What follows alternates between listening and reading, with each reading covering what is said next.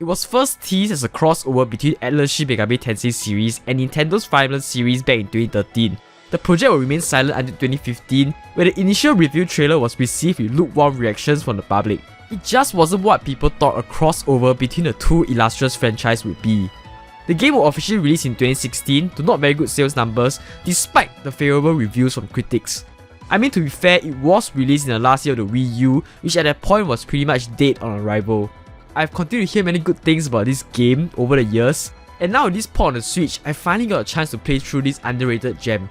Welcome to This Is Real, where we talk about all things video games. In this video, I'll be reviewing Tokyo Mirage Sessions, Sharp FE, Encore for the Nintendo Switch. Tokyo Mirage Sessions takes place in modern-day Tokyo, where the city has been invaded by an interdimensional force known as Mirages. You play as a ragtag of different idols in the same entertainment company with different specialties such as being an actor or a singer and everything in between. These idols are also known as Mirage Masters, as they have the ability to control the Mirage and can do battle against the evil Mirages. The premise is kind of similar to Persona, where the main party has a normal life, in this case they are idols, like a singer and an actor, and a secret life, in this case they are the Mirage Masters. The story involves a ton of different colourful characters, all somewhat involved in the entertainment industry, be it rising stars and idols or the figures behind the industry, such as the trainer, director, etc.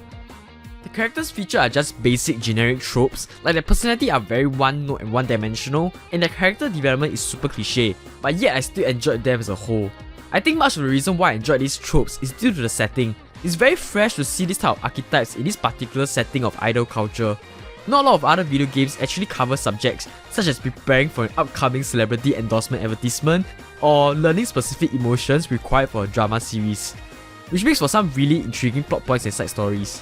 The side stories are a personal favourite of mine. They're very similar to the social links mechanic in Persona and the support conversations mechanic in Fire Emblem, where at least in the same way it manages to build character development between the entire cast through wacky interactions and scenes.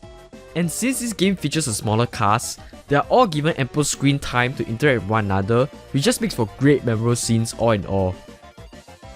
And every side story always has an excellent culminating cutscene, which really cap off each of the side story really well. The side stories are just really fun to do. I ended up completing every side story available.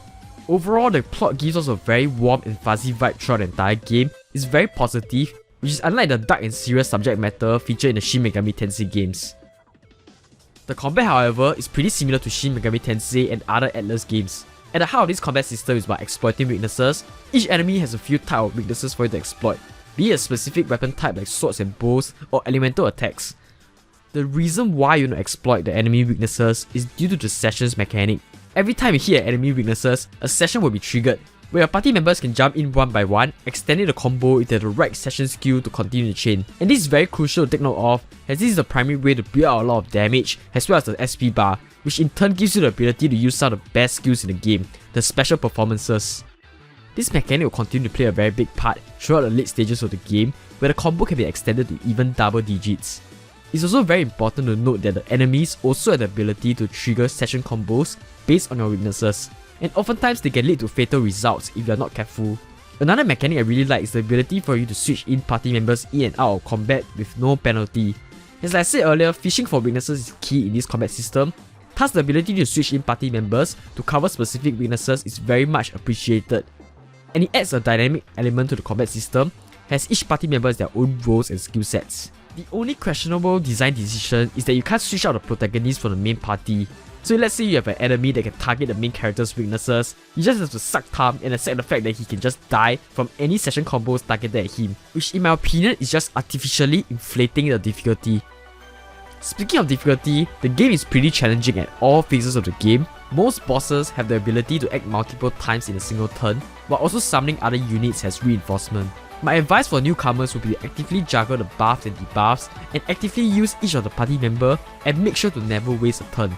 I would say that the combat system isn't as deep as other JRPGs out there. Other than connecting different session skills and special skills, there are also other powerful attacks like the ad-lib performances and dual arts, which can not only damage all enemies, but can also have insane secondary effects like healing and buffing.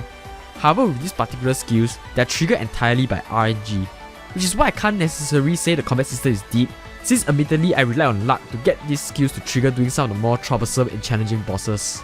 All in all, I enjoyed the combat system very much. Because of the sessions mechanic, normal encounters are fast and snappy, while also including many great challenging boss encounters. Outside of combat, dungeon crawling is a big part of the gameplay. In all the team dungeons, you are often required to solve different special team puzzles in order to proceed.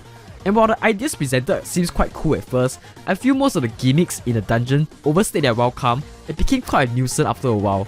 And this isn't helped by the fact that backtracking is very prevalent in this game. Either the story requires you to go back to Tokyo, or you have to go back to Tokyo to further your character progression. Speaking of character progression, there's a great deal of customization and unlocking different skills, such as the aforementioned different session skills, extra attacks, passive skills, etc. Fire Emblem fans may also recognize the different classes available for your party to change into. While all of this may sound very daunting on paper, when it comes down to unlocking all of these skills in practice, the game usually does a good job in making sure these skills get learned in a timely manner. And I like the fact that the game rewards players who finish the aforementioned side stories with powerful attacks and skills. Not to forget, Atlus included DLC dungeons which make grinding extremely simple and easy. And also the game is considered a pretty lightweight JRPG, only clocking in around 30 to 40 hours, which is a far cry from Persona and Fire Emblem. Atlus JRPGs rarely disappoint in the presentation aspect, and Tokyo Mirage Sessions is clearly not an exception. The colours just pop right off on the screen. The models are very well animated, especially the flashy and cinematic special attacks. The multitude of different anime cutscenes are also very well directed, even down to small details like the UI of the battles. The visuals are very impressive. And this art style does not miss a single beat in handheld mode. It looks insanely good on handheld mode and is my preferred way to play this game. The audio presentation is also top notch with an incredible soundtrack. However, the special shoutouts definitely goes to the multitude of different J-pop centric music tracks. The song included in this game absolutely slaps.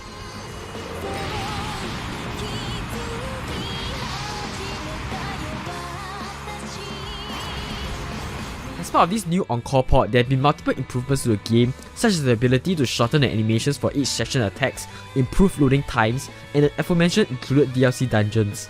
There are also new additions like the EX stories, which feature a brand new dungeon, new music, and costumes inspired by other games. To summarize, Tokyo Mirage Sessions Sharp FE Encore is an easy to get into lightweight JRPG that features colourful and vibrant setting and characters, in particular the main party, which is filled by mostly idols. I deeply enjoyed the non-serious and positive story tone, especially the well-written side stories. The combat, while not as deep as other full-fledged JRPGs, still managed to captivate and challenge me all the way to the finale. The presentation doesn't disappoint at all, with the pop songs being the absolute highlight for me. The negatives are that the dungeon's gimmicks can overstay their welcome, backtracking is very prevalent and partly incentivized by the gameplay loop, and definitely some weird censorship decision which I will not dive into here. As such, I'm giving Tokyo Mirage Sessions Sharp FE Encore a 9.1 out of 10. While it's not a true crossover between Shin Megami Tensei and Fire Emblem, and it hardly contains many elements from its source material, in my opinion it's still a great standalone game.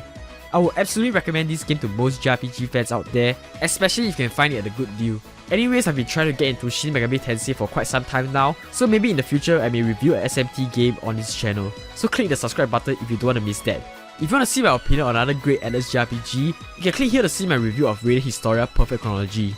So long guys, so long.